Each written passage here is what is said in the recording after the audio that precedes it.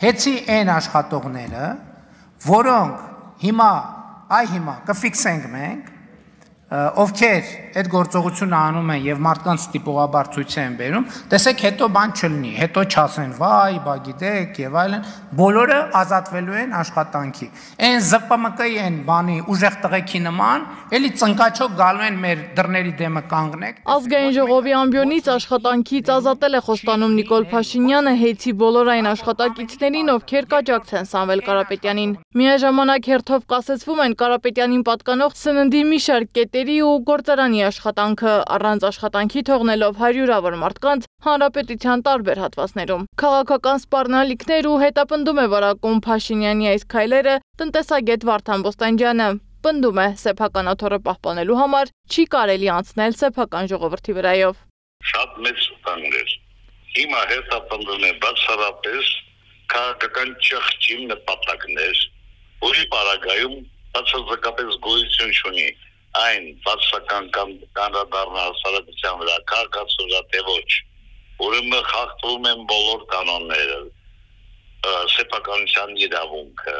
ընդհանրապես շուկայական հարաբերություններում գոյություն ունեցող սկզբունքները։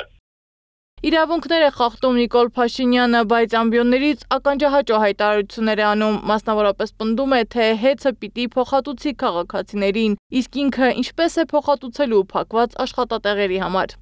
Այդ իշխանությունը ոչ թե մտածում է աշխատողների մասին, իրականում կամ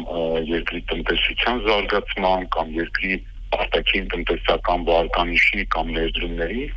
այլ իրապես տեսնում է ռիսկ իր աթոռը սասանելու մատով։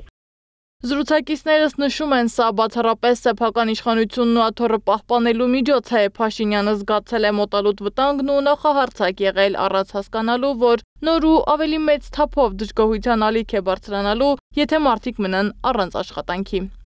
Հանուն մի բանի, որ իշխանությունը ուզուրպացած մի քանի հոգի ուրեմն դաշտից հանկարծակի հեռանալու ռեժիմներ ինստիտուտներ չարաժանան։ Բոլոր պարագաներում ինչ որ տեղի ունենում շատ ճղճիմ է ու շատ այդպես ողորմելի։ Ինքնապաշտպանվելու Փաշինյանի դրսևորումն է, ասում է Ավետիսյանը։ Իր անձը պաշտպանելու միակ միջոցը աթոռն է, իսկ այդ աթոռը պահելու ճանապարհին նրան ոչինչ չի կանգնեցնի, ոչ իր 3 միլիոն վարչապետները, ոչ էլ Հայաստանի հպարտ քաղաքացիները, եթե համախմբում չլինի։ Բնական է, որ դրա համար անում են եւ անելու են ամեն ինչ, քանի դեռ կարողանում են, իսկ հիմա փաստը հետեւյալն է, որ սա ընդամենը պետական տերոր է, քաղաքական շարժառիթով, քաղաքական շահի դրդկաց, որի հետևանքները դրսևորվելու են հանրային կյանքի բոլոր ոլորտներում։ Իշխող քաղաքացիական պայմանագիր կուսակցությունից փորձեցինք պարզել, թե ինչպես են լուծելու առանց աշխատանքի մնացած քաղաքացիների խնդիրները, սակայն մեր զանգերը մնացին անպատասխան։ Սդամակարյան, Գառնիկ Նահապետյան, ABC Media։